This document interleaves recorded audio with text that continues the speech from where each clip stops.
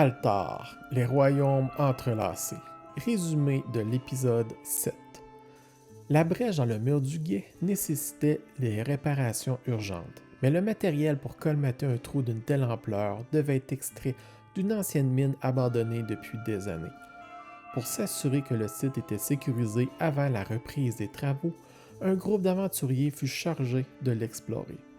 Avant de partir, ils réussirent à convaincre 3 mineurs expérimentés de se joindre à eux pour cette mission. Arrivés à l'entrée de la mine, ils découvrirent de lourdes portes scellées par une chaîne massive et un cadenas rouillé. Heureusement, l'un des mineurs possédait encore la clé nécessaire pour les déverrouiller.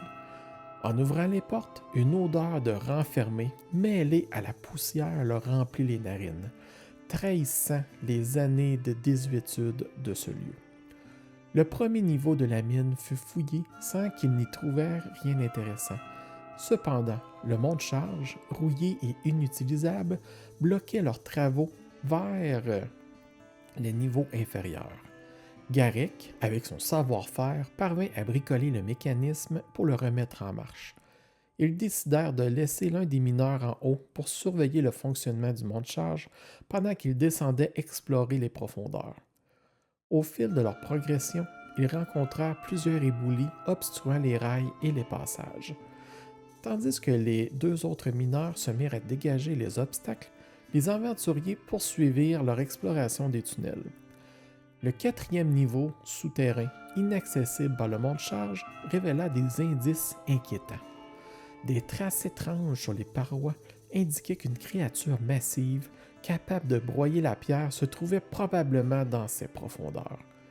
Après quelques heures de recherche, ils la découvrirent dans son repère sinistre. Là, parmi les débris et les roches brisées, ils trouvèrent la dépouille de l'un des mineurs. La créature, sans doute, l'avait traîné jusque-là après l'avoir capturé.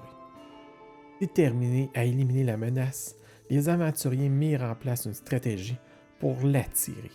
Ils firent beaucoup de bruit et leur plan fonctionna. La bête, massive et terrifiante, surgit des ténèbres.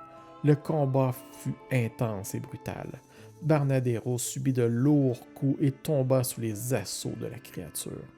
Malgré cette perte, ils parvinrent finalement à la vaincre, ramenant un semblant de sécurité dans la mine. Bien qu'il restait encore beaucoup de travail pour dégager complètement les éboulis et remettre la mine en état, le site semblait désormais sûr pour que les mineurs puissent s'y remettre au travail.